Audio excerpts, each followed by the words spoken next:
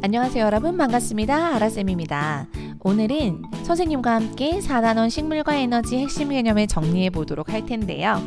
이렇게 단원을 정리하거나 또는 시험 대비를 할 때 먼저 해야 될 일이 그 단원에서 공부했던 소단원의 핵심 키워드를 먼저 적어보는 거예요. 그런 다음에 이 내용을 먼저 다 잘 알고 있는지를 본인 스스로 체크한 다음에 부족한 부분은 더 시간을 투자해서 공부하는 것이 좋은 시험 대비를 하는 방법 중에 하나입니다. 그래서 오늘은 선생님과 함께 우리가 4단원에서 공부했던 내용들, 그 중에서 꼭 알아야 될 것들을 먼저 짚고서 하나하나씩 자세히 개념들을 살펴보도록 할게요. 우리가 맨 먼저 공부했던 것이 바로 광합성의 총 과정이었습니다. 너무너무 중요하죠. 광합성 왼쪽에 나와 있는데요. 이산화탄소, 물을 재료로 해서 꼭 필요한 게 빛 에너지였어요. 빛 에너지를 받았을 때 포도당과 산소가 만들어지는 과정인데요.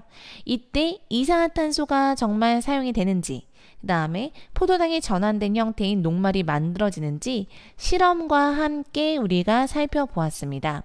여러분, 과학에서 실험은 빠지지 않고 출제되는 문제 중에 하나이거든요. 그래서 우리 친구들이 교과서에 나와 있는 모든 실험 내용들을 숙지하고 또 관련된 문제를 풀어본다면 더 좋은 과학 점수를 얻을 수 있습니다. 그래서 우리가 실험했던 거, 선생님이랑 같이 공부했던 그 두 가지 실험 내용 이따 같이 정리를 해보고요. 그 다음으로 공부했던 게 광합성이 잘 일어나는 환경 요인이에요. 환경 요인 세 가지 무엇이었죠? 빛의 세기, 이산화탄소의 농도, 그 다음에 마지막에 온도. 이 세 가지를 그래프와 함께 잘 짝지을 수 있어야 되겠습니다. 특히 환경 요인 중에서 온도가 잘 떠오르지 않는 친구들은, 왜 우리 겨울철에는 온실이나 비닐하우스 속에서 식물을 재배하잖아요. 온도를 맞추기 위해서거든요. 우리가 온실 딱 들어가면 되게 따뜻함을 느끼잖아요. 그게 가장 그 광합성이 잘 일어나는 온도대를 맞춰놓은 그 상태여서 그런 거예요. 그래서 온실을 생각하면 환경 요인 중에 세 번째였던 온도 잘 떠올릴 수 있을 겁니다. 제가 하나의 팁이었고요. 그 다음에 세 번째로 공부했던 게 증산작용이에요. 증산작용은 뿌리에서 흡수한 물이 잎의 기공을 통해서 공기 중에 수증기 형태로 나가는 현상이었는데요. 증산작용을 통해서 식물이 얻을 수 있는 장점이 있었어요. 우리 친구들이 정리할 수 있어야 되겠고요. 그 다음에 증산작용이 일어나는 원리. 기공이 항상 열려 있는 것이 아니라 밤이 되면 닫혔죠. 어떻게 기공이 열리고 닫히는지 그 원리까지 기억할 수 있어야 되겠습니다. 그 다음에 네 번째로 공부했던 게 에너지를 얻는 과정인 호흡이에요. 식물의 호흡. 근데 이 호흡은 광합성과 반대되는 과정이었죠. 그래서 호흡과 광합성을 비교한 표, 빈칸 채워 넣을 수 있어야 되겠습니다. 마지막으로 공부했던 게 바로 양분의 사용이에요. 광합성의 결과 만들어진 양분을 어디에 사용하는지. 그래서 오늘 1번부터 5번까지의 내용을 선생님이랑 하나하나씩 정리를 해보도록 할게요. 우선 광합성부터 시작하겠습니다. 왼쪽 보세요. 식물이 빛 에너지를 이용하여 이산화탄소와 물을 원료로 양분을 만드는 과정을 우리가 광합성이라고 합니다. 여기서 우리가 꼭 중요하게 기억을 해줘야 되는 부분이 이산화탄소, 물만 가지고 있다고 해서 광합성이 일어나는 게 아니었어요. 가장 중요한 무엇이, 그쵸? 빛 에너지가 있을 때 그때 광합성이 일어나고요. 최초의 산물은 포도당이지만 이 포도당을 무엇으로 전환해서, 그쵸? 녹말로 전환해서 저장을 해놓고 그 다음에 밤중에 이동할 때는 녹말은 덩어리가 너무 크거든요. 예, 알갱이 2개짜리인 설탕으로 변환해서 이동시킨다라는 거. 이 내용 너무너무 중요하니까 꼭 잘 정리하세요. 그 다음에 광합성에 의해 생성된 기체는 산소가 있다. 이 부분 내려가서 다시 정리해 보겠습니다. 광합성에 필요한 물질 무엇이라고요? 이산화탄소랑 물. 우리 친구들, 이산화탄소 화학식을 쓸 때는 CO 대문자 그 다음에 숫자 2는 작게 적어줘야 됩니다. 만약에 이렇게 쓰는 게 자신 없는 친구들은 그냥 한글로 이산화탄소 이렇게 적도록 하세요. 왜냐하면 CO2 이렇게 적는 거 땡. CO2 숫자 크게 쓰는 거 이것도 잘못된 화학식이기 때문에 선생님은 우선 우리 친구들이 화학식을 앞으로 공부할 거라 익숙해지라고 이렇게 적겠습니다. 자신이 없는 친구들은 한글로 쓰도록 하세요. 자, 그 다음에 광합성으로 발생하는 기체는 산소가 있다. 양분은 포도당인데요. 이 포도당은 녹말로 바뀌어서 저장이 됩니다. 식물이 살아가는 데 필요한 에너지원으로 사용이 되지요. 자, 산물 확인인데요. 광합성이 일어나는 장소 어디라고요? 식물세포의 엽록체에서 광합성이 일어난다. 이 엽록체에는 엽록소라는 색소가 있었죠. 이 엽록소가 바로 빛 에너지를 흡수하게 됩니다. 자, 2번 광합성으로 만들어진 양분 확인인데요. 아이오딘이나 칼륨 요객을 떨어뜨려 나타나는 색깔 변화 통해 광합성으로 만들어진 무엇을 확인할 수 있었죠, 여러분? 그쵸, 녹말을 확인할 수 있는데요. 무슨 색으로 바뀌었어요? 청남색으로 바뀌었어요. 아이오딘 반응이죠. 그래서 실험은 우리가 잎을 탈색을 해요. 그러면 엽록체의 색소, 엽록소가 이제 탈색이 되겠죠. 그런 상태에서 아이오딘이나 칼륨 요객을 딱 떨어뜨렸더니 엽록체 안에 이렇게 청남색의 알갱이들이 보였어요. 즉, 엽록체 안에 녹말이 만들어진 것을 확인할 수 있고, 그 다음에 광합성은 엽록체에서 일어나는구나 라는 것까지 확인할 수 있었습니다. 이 실험 내용 잘 기억하고요. 또 하나의 실험이 있었어요. 광합성의 재료로 이산화탄소가 활용이 되는 거 확인할 수 있었죠. 무엇을 통해서? BTB 용액을 통해서. BTB 용액은 산성, 중성, 염기성에서 띠는 색깔이 다른 지시약입니다. 어떻게 달랐냐면요. 빨주, 노, 초, 파 이렇게. 노란색, 초란색, 파란색을 띈다. 이산화탄소가 높으면 높일수록 산성으로 노란색을 띠고요. 이산화탄소 농도가 낮으면 낮을수록 염기성이 돼서 파란색이 띱니다. 그래서 이산화탄소 높은 거 탄산 이렇게 기억하라 그랬죠. 선생님이 되게 힘들게 그때 BTB 용액에다가 날숨을 불어넣었어요. 그랬더니 BTB 용액이 무슨 색깔로 바뀌었다? 그렇죠. 이렇게 노란색으로 바뀌고, 만약에 이 시험관에다가 물풀, 노란색 BTB로 바뀐 이 시험관에다가 물풀을 넣은 상태에서 햇빛을 비추게 되면 이 물풀이 광합성을 하면서 이산화탄소를 사용하겠죠. 그럼 농도가 이렇게 낮아지게 되면서 BTB 용액의 색깔이 초록색, 결국에는 이렇게 파란색을 띠게 되는 거 사진으로 선생님이 설명을 했죠. 이 두 가지 실험 내용 잘 기억하세요. 자, 이번에는 계속해서 광합성이 잘 일어나는 환경 조건에 대해서 정리해 보도록 하겠습니다. 세 가지 무엇이었죠, 여러분? 그쵸? 빛의 색이, 그 다음에 이산화탄소의 농도, 그 다음에 세 번째는 온도입니다. 빛의 세기 그래프부터 보도록 할게요. 자, 빛의 세기가 세면 셀수록 당연히 광합성이 더 잘 일어나는데요. 더 이상 빛의 세기가 세져도 광합성량이 증가하지 않을 때 그때 빛의 세기를 우리는 광포화점이라고 했습니다. 이때 빛의 세기 광포화점. 그 이유는 방금 전에 선생님이 설명했었는데 빛 에너지를 흡수하는 게 누구라고 했죠? 엽록소이죠. 이 엽록소의 개수가 식물마다 딱 정해져 있어요. 고정되어 있기 때문에 일정하기 때문에 더 이상 엽록소가 다 일을 하고 있는 상태에서 더 센 빛이 들어오더라도 일할 수 있는 엽록소가 없어서 광합성량이 증가하지 못하고 이렇게 일정하게 유지가 되는 겁니다. 잘 기억하고요. 그 다음에 두 번째, 이산화탄소의 농도도 위에 빛의 색이랑 비슷하죠. 이산화탄소 농도도 당연히 농도가 진하다라는 거는 그만큼 재료가 많다라는 거고요. 이산화탄소라는 재료가. 근데 0.1% 이상의 농도가 되면 더 이상 광합성량이 증가하지 않고 일정하게 유지되는 걸 볼 수 있어요. 이거는 이 이산화탄소를 고정해서 광합성을 하는 효소와 관련이 되어 있는데요. 효소의 개수가 엽록소의 개수와 마찬가지로 딱 정해져 있어요. 식물마다. 그래서 효소가 더 많이 있으면 그만큼 광합성이 더 증가하겠지만 얘가 다 일을 하고 있다면 더 이산화탄소가 들어오더라도 일할 수 있는 효소가 없기 때문에 광합성량이 증가하지 못하고 일정하게 유지가 됩니다. 자, 이거는 효소의 개수가 일정하기 때문이라는 거 잘 기억하고요. 이 효소가 되게 중요했었죠. 효소는 단백질로 이루어져 있고요. 단백질은 열에 굉장히 쉽게 변성이 됩니다. 열에 의해 쉽게 변성. 그래서 왜 우리 쇠고기랑 그 다음에 익힌 고기는 완전 다르잖아요. 맛도 다르고 상태도 다르죠? 똑같아요.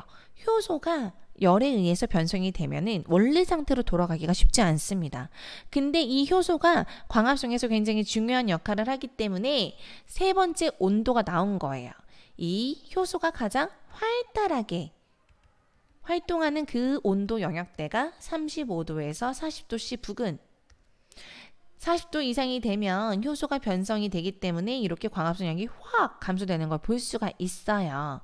이거는 식물뿐만이 아니라 우리도 마찬가지입니다, 여러분. 우리 몸도 소화 과정을 하는데 효소가 굉장히 중요한 역할을 하기 때문에 우리 체온이 어느 정도로 그쵸? 이 영역대 36.5도로 유지가 되고 있죠.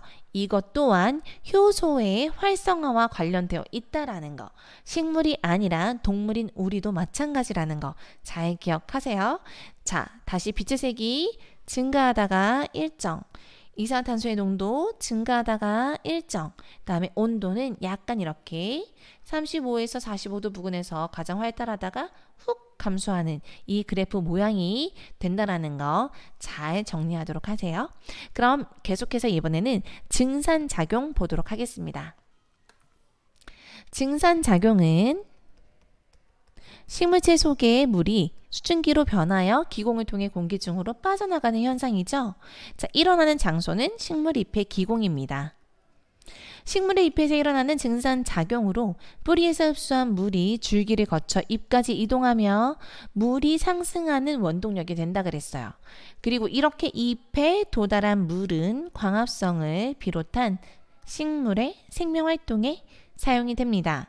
증산작용은 이 두 가지뿐만이 아니라 또 다른 역할이 있었는데요. 증산작용의 오른쪽에 정리해 보겠습니다. 1번 방금 전에 설명했던 물 상승의 원동력이 되었죠. 물 상승의 원동력 뿐만이 아니라 광합성의 원료인 재료인 물을 또 제공하는 역할을 한다. 다음에 두 번째 식물의 체온을 조절했습니다. 체온 조절.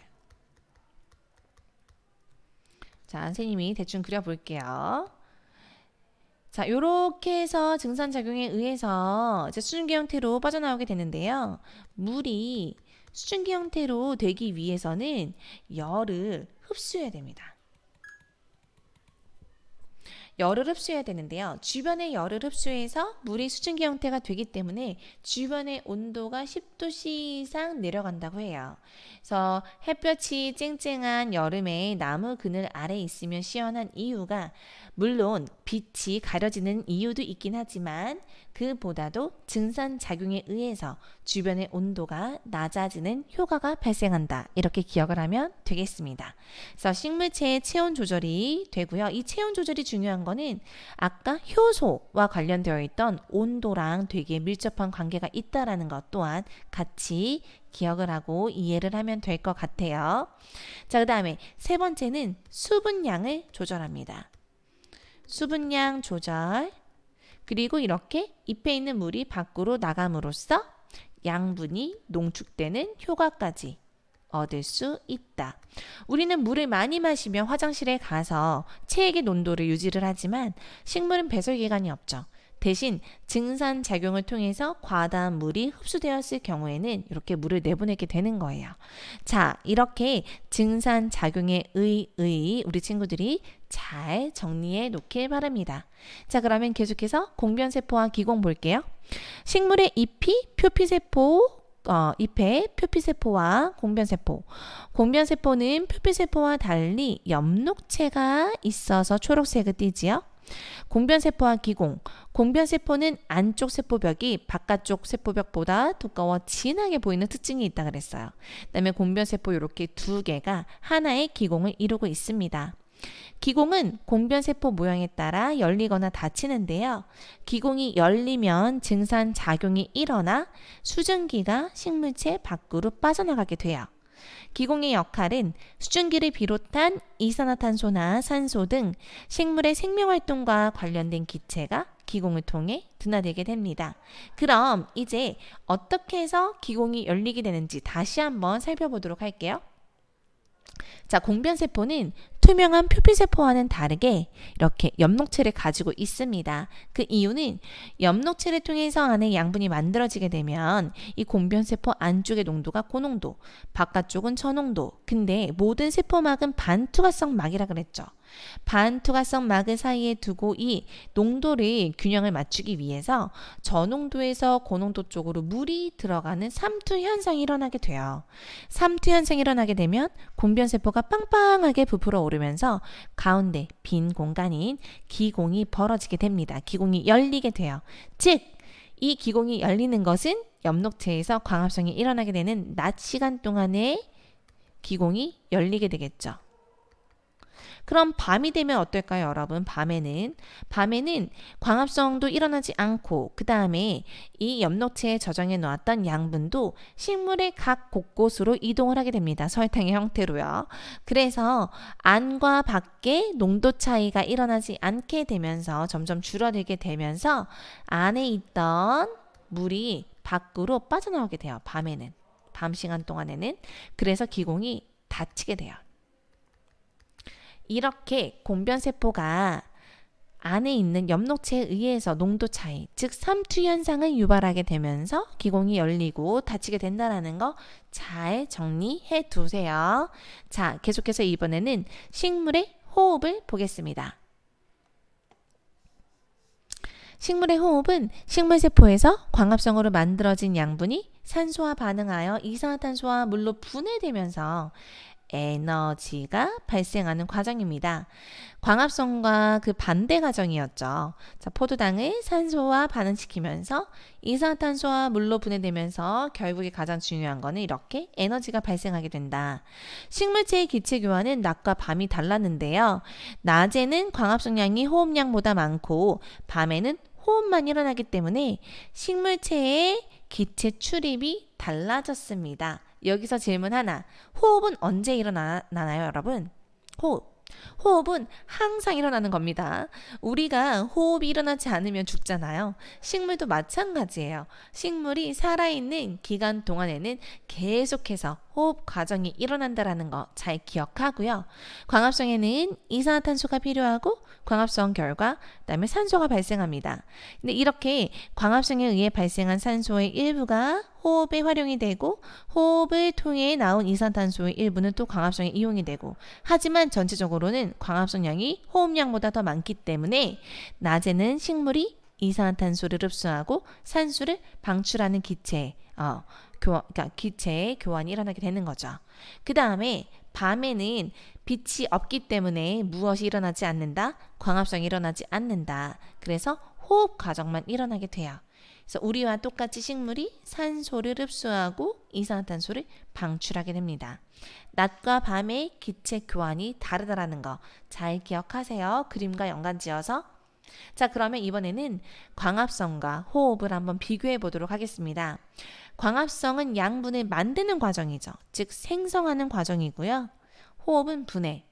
에너지는 광합성은 저장을 해놓고 호흡은 방출한다. 이 방출된 에너지를 우리가 생명활동하는 데 사용을 하는 거죠. 그 다음에 하루 중에 일어나는 시기는 광합성은 낮에 빛이 있을 때, 호흡은요 밤이라고 쓰면 안 돼요. 얘는 항상 일어나게 됩니다. 항상. 그 다음에 광합성에는 이산탄소 사용, 산소 발생. 호흡은 산소 이용하고 그 다음에 이산탄소가 발생하게 됩니다. 이 빈칸 잘 채워 넣을 수 있어야 되겠어요. 자, 이제 마지막으로 광합성으로 만든 양분의 사용을 보겠습니다. 양분은요, 당연히 제일 먼저 에너지를 얻는 데 사용이 되지요. 그 다음에 생명활동에 필요한 에너지원으로 사용을 하는데 한 50% 이상이 사용이 되고요. 그 다음에 생장하는 데 또 사용이 됩니다. 식물체를 구성하는 성분이 되어서 생장하는 데 사용이 되고, 그래도 또 남은 것은 저장을 해 놓는데요. 자, 뿌리, 줄기, 열매, 씨 등에 저장이 되고, 식물의 종류에 따라 녹말, 포도당, 설탕, 지방, 단백질 등 다양한 물질로 바뀌어서 저장이 됩니다. 이렇게 열심히 식물이 저장해 놓은 것을 우리가 맛있게 먹어주는 거죠. 그래서 우리는 항상 식물에게 감사한 마음을 가져야 되겠습니다. 이렇게 해서 식물과 에너지 단원의 핵심 개념을 모두 다 정리해 보았습니다. 우리 친구들 스스로가 빈칸을 채워 넣을 수 있도록 그때까지 연습을 해야 되겠고요. 그 다음에 또 하나의 팁은 우리 친구들이 빈칸을 더 많이, 그러니까 중요한 부분을 이렇게 지우는 거예요. 화이트라든지 다른 걸로. 그러면서 이 전체적인 내용을 다 정리가 되어서 빈칸을 채워 넣을 수 있을 정도가 되면, 그때 이제 문제를 풀면서 다시 연습을 하고 내가 얼마큼 기억을 하고 있는지, 그 다음에 과학 시험을 보게 되면 되게 좋은 점수를 받을 수 있을 거라고 선생님이 얘기할 수 있을 것 같아요.